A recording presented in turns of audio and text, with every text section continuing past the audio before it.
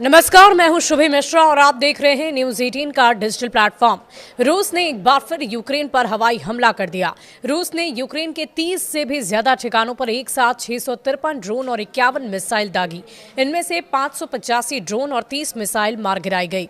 इससे 8 लोग जख्मी हुए हैं। यही नहीं, रूस ने कई एनर्जी स्टेशन और रेलवे इंफ्रास्ट्रक्चर को नुकसान पहुंचा दिया। जवाब में रूस ने भी यूक्रेन पर हवाई हमले करने का आरोप लगाया। मीडिया रिपोर्ट्स की माने तो रूस ने यूक्रेन पर हमले के दौरान गलती से अपने ही एक शहर बेलगो रोड, जो यूक्रेन सीमा से करीबन 40 किलोमीटर की दूरी पर है, वहां पर हाई एक्सप्लोसिव बम गिरा दिया। इसकी आधिकारिक पुष्टि नहीं हो गई है। बम का वजन लगभग 1000 किलो के आसपास था। बम पूरी तरह फटा नहीं, पर जमीन पर जोरदार धमाका हुआ और एक बहुत बड़ा गड्ढा बन गया। रूस ने यह दावा किया कि उसने रात भर 116 यूक्रेनी ड्रोन मार गिराए। साथ ही यूक्रेन ने रूस के रयाजान तेल रिफाइनरी पर लंबी दूरी के ड्रोन से हमला किया। यूक्रेनी सेना और रूसी क्षेत्रीय अधिकारियों ने इसकी पुष्टि की।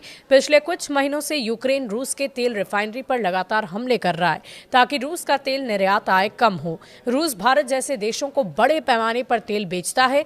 यूक्रेन अमेरिका का आरोप है कि रूस यही तेल बेचकर जंग के लिए हथियार और मिसाइल बनाता है।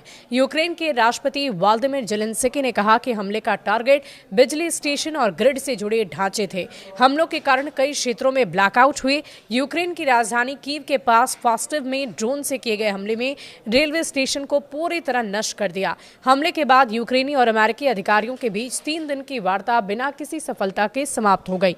ये वार्ताएं फ्लोरिडा में हुई है और अमेरिकी राष्ट्रपति डोनाल्ड ट्रंप के दूत और सलाहकार स्टीव विटकॉफ और ट्रंप के दामाद जेरेड कुशनर भी इसमें शामिल है। ज़ेलेंस्की ने कहा कि विटकॉफ और कुशनर से उन्होंने फोन पर बातचीत की है। ज़ेलेंस्की ने बातचीत को सकारात्मक बताया। दोनों पक्षों ने सुरक्षा गारंटी के ढांचे पर सहमति जताई, लेकिन कोई ठोस समझौता अब तक नहीं हुआ है। ज़ेलेंस्की ने कहा कि असली शांति तब होगी जब रूस गंभीरता दिखाएगा। अमेरिकी और यूक्रेनी पक्ष ने कहा कि युद्ध खत्म होने के बाद रूस को हत्याएं बंद करनी होगी और डी एस्केलेशन के कदम उठाने होंगे। अभी तक रूस ने कोई बड़ी रियायत नहीं दी है और लगातार बड़े हमले कर रहा है।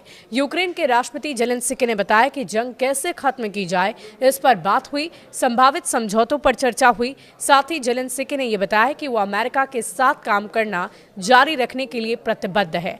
मीडिया रिपोर्ट्स की माने तो यूक्रेन जंग में रूस के 2.5 लाख सैनिकों की मौत हुई, जबकि 9.5 लाख से ज्यादा घायल हैं। दूसरी तरफ यूक्रेन के भी लगभग 1 लाख सैनिक मारे गए, जबकि 4 लाख से अधिक जख्मी हुए। यूएन मानवाधिकार आयोग के अनुसार यूक्रेन में 31 अक्टूबर 2025 तक 14,534 नागरिक मार गिराए गए, जबकि 38,472 नागरिक घायल हुए हैं। ये सिर्फ वो मामले हैं जिनकी पुष्टि की जा सकी है और इसी बीच रूसी राष्ट्रपति व्लादिमीर पुतिन ने यूरोपीय देशों की कड़ी चेतावनी उन्हें दी है। उन्होंने कहा कि अगर यूरोप ने रूस के खिलाफ युद्ध शुरू किया तो रूस पूरी तरह से जवाब देने के लिए तैयार है। पुतिन ने कहा कि रूस यूरोप से युद्ध नहीं चाहता, लेकिन अगर यूरोप युद्ध शुरू करता है तो मामला इतना जल्दी नहीं खत्म होगा कि बातचीत करने वाला कोई नहीं बचे।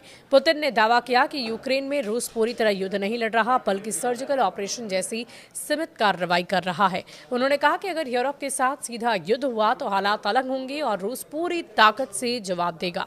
रूस यूक्रेन जंग फरवरी 2022 में शुरू हुई थी। दोनों देश के बीच जंग की बड़ी वजह रूस का यूक्रेनी जमीन पर कब्जा है। रूस ने यूक्रेन के लगभग 20% क्षेत्र पर कब्जा कर रखा है। युद्ध के कारण हजारों नागरिक और सैनिक मार गिराए गए और लाखों यूक्रेनियन विस्थापित हुए। जून 2023 तक करीबन 80 लाख यूक्रेनी लोग देश छोड़कर भाग गए हैं। ट्रंप ने युद्ध को समाप्त करने के लिए दोनों देश के नेताओं के साथ बैठक की। हाल ही में उन्होंने पुतिन के साथ अलास्का में बैठक की, जो 80 वर्ष में किसी रूसी नेता की पहली अलास्का यात्रा थी। आपकी इस खबर पर क्या राय है, कमेंट सेक्शन में लिखकर जरूर बताइएगा। शुक्रिया।